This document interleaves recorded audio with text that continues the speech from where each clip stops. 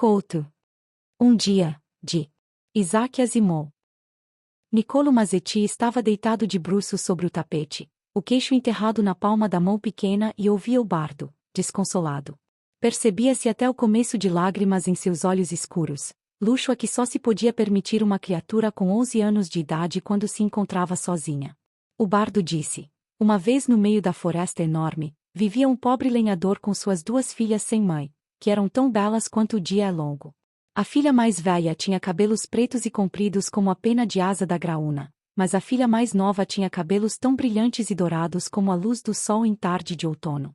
Muitas vezes, enquanto as meninas esperavam que o pai voltasse para casa, após trabalhar no mato, a filha mais velha sentava-se diante do espelho e cantava. O que ela cantava Niccolo não ouvia, porque alguém o chamou de fora do quarto. Ei, Nicky! E Niccolo, o rosto desanuviando-se no mesmo instante, correu até a janela e gritou: Ei, Paul! Paul Loeb acenou com a mão agitada. Era mais magro do que Niccolo e não tão alto, mesmo sendo 6 meses mais velho. Tinha o rosto cheio de tensão reprimida, que se mostrava com mais clareza no rápido piscar das pálpebras. Ei, Nicky, quero entrar. Tenho uma ideia e metade. Espere só até ouvir. Olhou rapidamente em volta, como a verificar a possibilidade de ouvintes furtivos, mas o quintal da frente estava evidentemente vazio. Repetiu, então, em cochicho: espere só até ouvir. Muito bem, já abro a porta. O bardo continuou suavemente, sem saber da perda de atenção por parte de Niccolo. Quando Paul entrou, o bardo estava dizendo, com que o leio disse: se você encontrar para mim o ovo perdido da ave que voa sobre a montanha de ébano, uma vez a cada 10 anos, Paul disse, você está ouvindo o bardo. Eu não sabia que você tinha um. Niccolo se tornou rubro e a expressão de infelicidade regressou a seu semblante. É só uma coisa velha que eu tinha, quando era menino. Não está muito boa. Desferiu um pontapé no bardo e acertou, na cobertura de plástico, um tanto arranhada e descolorida, um outro golpe. O bardo teve um soluço, como se a ligação do alto-falante fosse tirada do contato por um momento, e depois prosseguiu. Por 1 ano e 1 dia, até que os sapatos de ferro se gastaram. A princesa parou do lado da estrada. Paul disse: rapaz, esse é mesmo um modelo antigo, e olhou para aquilo com expressão crítica. A despeito da própria amargura que Niccolo sentia contra o bardo, não lhe agradou o tom condescendente do outro. Sentia momentaneamente pesar por ter deixado Paul entrar, pelo menos antes de haver recolocado o bardo em seu lugar de descanso habitual no porão. Só pelo desespero de um dia monótono e um debate infrutífero com o pai é que ele o fizera ressuscitar. E acabará verificando ser coisa tão estúpida quanto imaginara. Nicky tinha um pouco de medo de Paul, já que este fizera cursos especiais na escola e todos diziam que ele ia crescer e ser um engenheiro de computador. Não que o próprio Niccolo estivesse a se sair mal na escola. Receberá notas adequadas em lógica, manipulações binárias, computação e circuitos elementares, todas as disciplinas costumeiras da escola primária. Mas era exatamente isso. Não passavam de disciplinas comuns e ele crescia para ser um guarda de painel de controle, como todos os outros. Paul, todavia, conhecia coisas misteriosas sobre o que chamava de eletrônica e matemática teórica e programação. Principalmente programação. Niccolo nem mesmo procurava compreender quando Paul falava sobre o assunto, parecendo borbulhar. Paul olhou o bardo por alguns minutos e disse: você andou usando muito isso aí? Não. Retorquiu Niccolo ofendido. Tenho isso guardado no porão desde que você mudou para cá. Só tirei de lá hoje. Faltava-lhe uma desculpa que parecesse adequada a si próprio, de modo que ele concluiu: acabei de tirar. Paul perguntou: é isso que ele lhe conta, lenhadores e princesas e animais que falam? Niccolo explicou: uma coisa horrível. Meu pai disse que não podemos comprar um novo. Eu falei com ele, hoje de manhã. A recordação das súplicas inúteis que fizera de manhã levou Niccolo a aproximar-se muito das lágrimas, que reprimiu tomado de pânico. De algum modo achava que as faces magras de Paul nunca haviam sentido a vergonha das lágrimas e que Paul só poderia desdenhar outra pessoa menos forte que ele próprio. Niccolo prosseguiu: por isso achei que devia experimentar outra vez essa coisa velha, mas não vale nada. Paul desligou o bardo, apertou o contato que levava para a reorientação e recombinação quase instantâneas do vocabulário, personagens, textos da trama e clímax ali guardados. Depois reativou. O bardo começou, devagar. Uma vez havia um menino chamado Vilikis, cuja mãe morrera e que vivia com o padrasto e o filho do padrasto. Embora o padrasto fosse um homem bem rico, negava ao pobre Viliquis a própria cama em que dormia, de modo que Viliquis era obrigado a descansar o melhor que podia em um monte de palha no estábulo, perto dos cavalos. Cavalos! Gritou Paul. São uma espécie de animal, disse Nicolo. Acho que são. Eu sei disso. Agora imagine só, histórias sobre cavalos. Ele fala de cavalos o tempo todo, explicou Nicolo. Existem também coisas chamadas vacas. Você tira leite delas e o bardo não diz como. Bem, puxa vida, por que você não conserta isso? Gostaria de saber como. O bardo estava dizendo. Muitas vezes Viliquis pensava que se fosse rico e poderoso haveria de mostrar ao padrasto e ao filho do padrasto o que significava ser cruel com um menino pequeno, de modo que um dia resolveu sair para o mundo e procurar sua sorte. Paul, que não ouvia o bardo, disse, é fácil. O bardo tem cilindros de memória preparados para as palavras da trama e os clímax e as coisas. Não vamos nos preocupar com isso. É só o vocabulário que devemos consertar, de modo que ele vai saber acerca dos computadores, automatização e eletrônica e as coisas reais que temos hoje. Depois pode contar histórias interessantes, você sabe, em vez de falar sobre princesas e essas coisas. Animado, Nicolo disse, oxalá a gente pudesse fazer isso. Paul disse, escuta, meu pai diz que se eu entrar na escola especial de computação, no ano que vem, ele vai me dar um bardo de verdade, um modelo novo. Bem grande, com ligação para histórias de mistérios do espaço. E uma ligação visual também. Quer dizer que você vai ver as histórias? Claro. O Sr. Dalgert, na escola, diz que elas têm coisas assim, agora, mas não são para todos. Só se eu entrar na escola de computação. O papai pode arranjar umas coisas. Os olhos de Nicolo transbordavam de inveja. Puxa vida! Ver uma história. Você pode ir lá em casa e assistir a qualquer momento, Niki. Puxa vida, rapaz. Obrigado. De nada.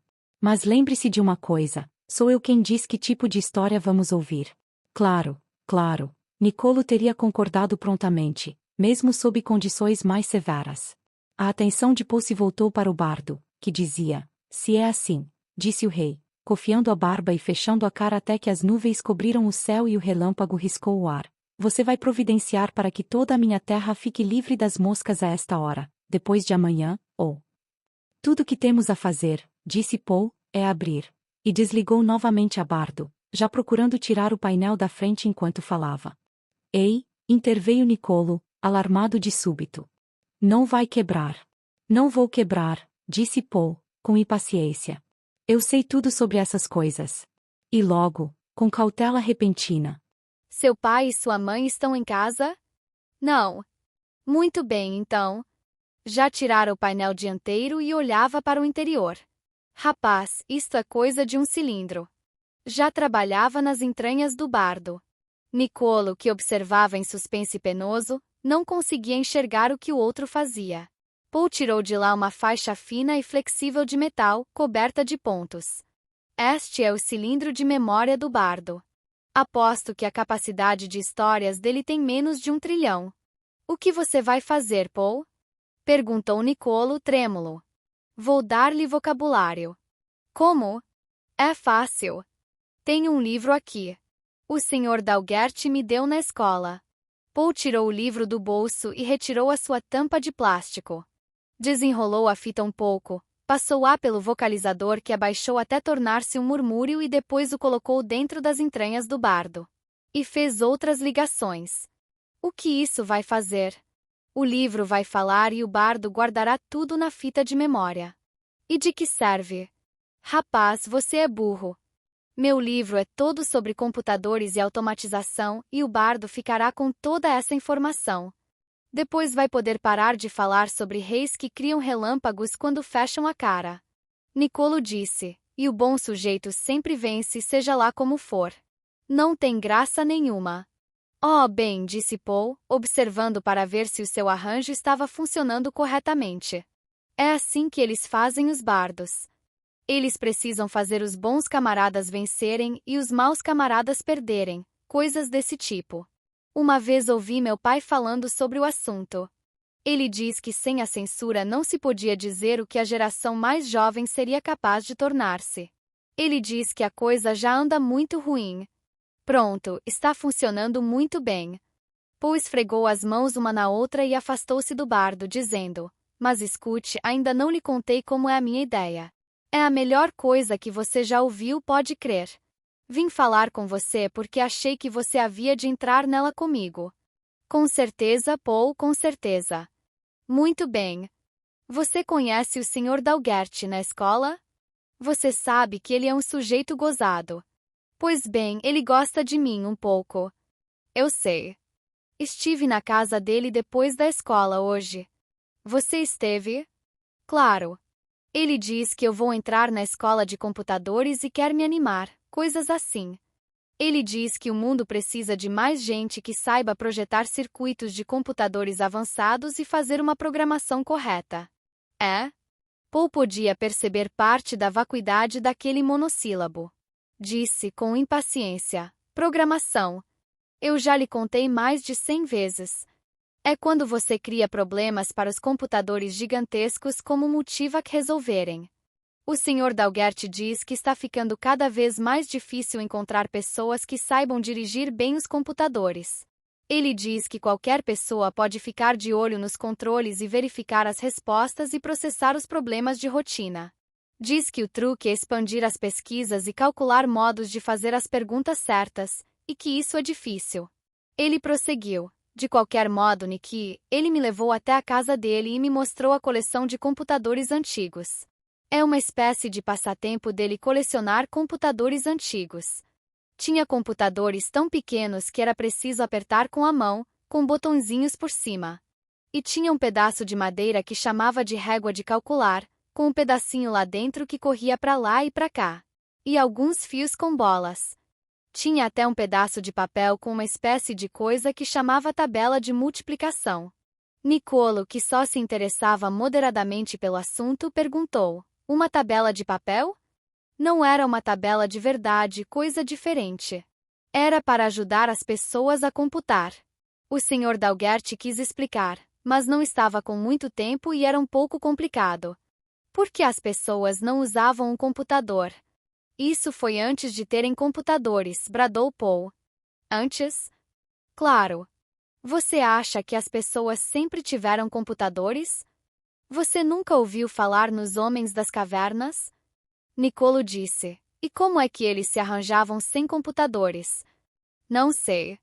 O Sr. Dalgert diz que eles tinham filhos em qualquer hora e faziam tudo o que lhes dava na cabeça, fosse ou não fosse bom para todos.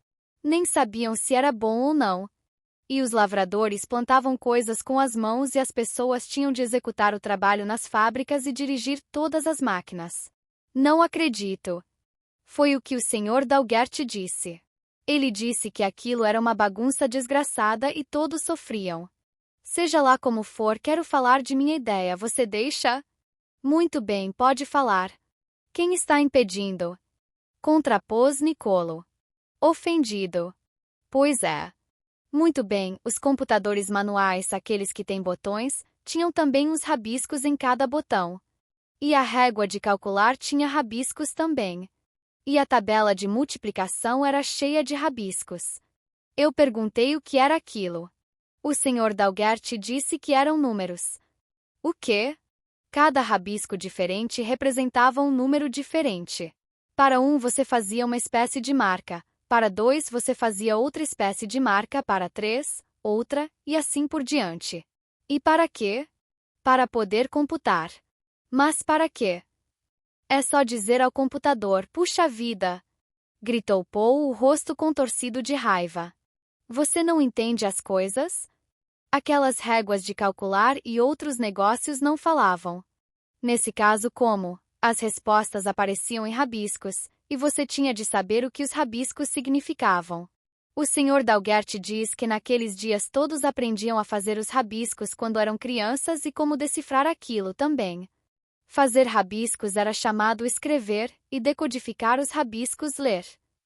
Ele diz que havia uma espécie diferente de rabisco para cada palavra, e eles costumavam escrever livros inteiros em rabiscos.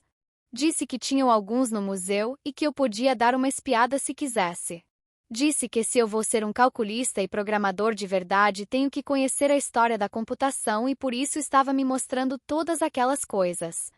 Nicolo fechou a cara e disse: Você quer dizer que todos tinham de decifrar os rabiscos para cada palavra e lembrar deles? Isso é verdade ou você está inventando? É tudo verdade. Pode crer. Escute, é assim que se faz um. E levou o dedo a atravessar o ar, em talho vertical rápido. Assim você faz 2 e assim é 3. Aprendi todos os números até 9. Nicolo observava aquele dedo que fazia curvas, sem entender. E de que adianta isso? Você pode aprender como fazer palavras. Perguntei ao Sr. Dalgert como se fazia o rabisco para Paul Loeb, mas ele não sabia. Contou que existem pessoas no museu que sabem. Disse que havia pessoas que tinham aprendido a decodificar livros inteiros. Contou também que os computadores podem ser projetados para decodificar livros e costumavam ser usados assim, mas agora não são mais, porque hoje temos livros de verdade, com fitas magnéticas que entram pelo vocalizador e saem falando, você sabe. Claro. Por isso, se nós formos ao museu, poderemos aprender como fazer palavras em rabiscos. Eles vão deixar porque eu vou para a escola de computadores. Nicolo estava transfigurado de decepção. A sua ideia é essa? Ora bolas, Paul, quem quer fazer isso? Fazer rabiscos estúpidos. Você não entendeu?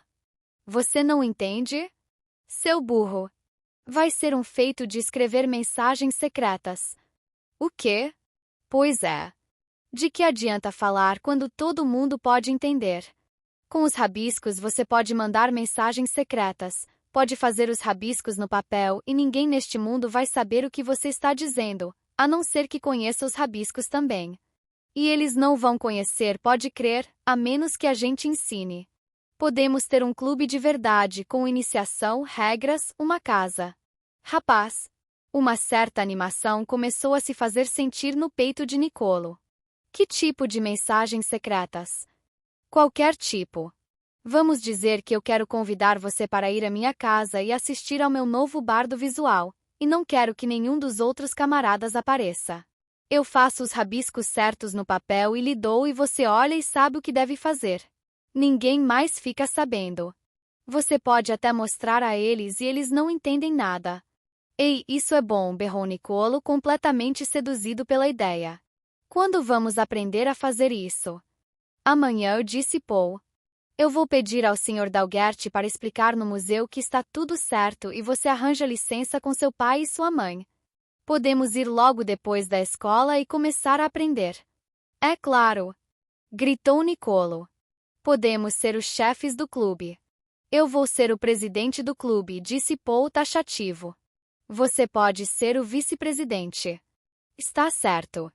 Ei, isso vai ser muito mais divertido do que o bardo. De repente lembrou-se do bardo e disse, tomado de apreensão repentina, Ei, que tal o meu velho bardo? Paul voltou-se para olhar. Estava aceitando silenciosamente o livro que se desenrolava devagar, e o som das vocalizações do livro era um murmúrio que mal se ouvia. Ele disse, vou desligar. Trabalhou naquilo enquanto Nicolo observava, aflito. Depois de alguns instantes, Paul recolocou seu livro rebobinado no bolso, recolocou o painel e o ativou. O bardo disse, uma vez em uma cidade grande, havia um pobre menino chamado Ferjoni, cujo único amigo no mundo era um pequeno computador. O computador todas as manhãs dizia ao menino se ia chover naquele dia e resolvia qualquer problema que ele tivesse. Nunca errava.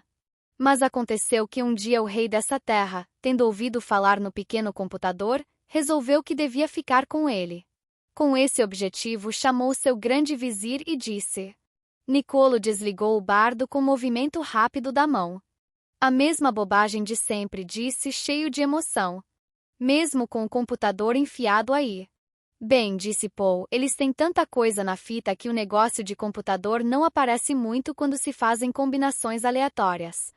Seja lá como for, qual é a diferença?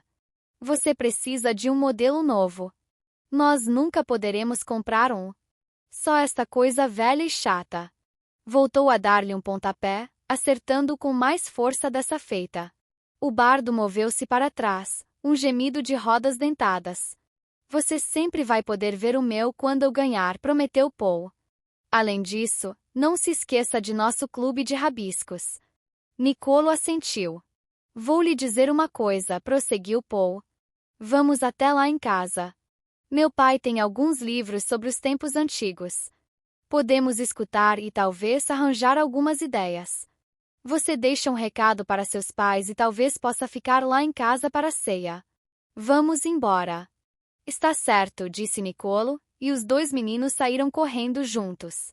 Nicolo, em seu entusiasmo, correu quase diretamente para o bardo, mas apenas encostou no ponto de sua coxa onde havia feito contato e continuou correndo. O sinal de ativação do bardo brilhou. A colisão de Nicolo fechou um circuito e, embora estivesse sozinho no aposento e não houvesse ninguém para ouvir, começou ainda assim a contar uma história. Mas não era mais em sua voz costumeira, em tom mais baixo que tinha uma dose de rouquidão. Um adulto que ouvisse poderia ter julgado que a voz traduzia alguma paixão, um vestígio bem próximo a sentimento. O bardo dizia: uma vez havia um pequeno computador chamado Bardo, que vivia sozinho com pessoas cruéis. As pessoas cruéis não paravam de zombar do pequeno computador, dizendo-lhe que não valia nada e que era objeto inútil. Batiam nele e o mantinham sozinho no quarto por meses seguidos. No entanto, o pequeno computador continuou a ter coragem. Sempre fazia o melhor que podia, obedecendo alegremente a todas as ordens. Ainda assim, as pessoas cruéis com que ele vivia continuavam cruéis e sem coração. Um dia o pequeno computador ficou sabendo que no mundo existiam muitos computadores de todos os tipos, em grande número. Alguns eram bardos como ele próprio, outros dirigiam fábricas e alguns dirigiam fazendas. Alguns organizavam a população e outros analisavam todos os tipos de dados. Muitos eram de grande poder e sabedoria, muito mais poderosos e sábios do que as pessoas cruéis que eram tão cruéis com o pequeno computador.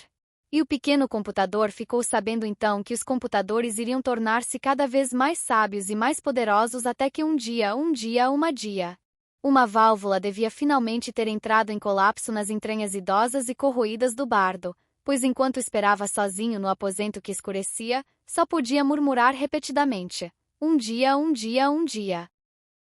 Fim do conto. Contribua com o canal para que possamos continuar produzindo audiolivros.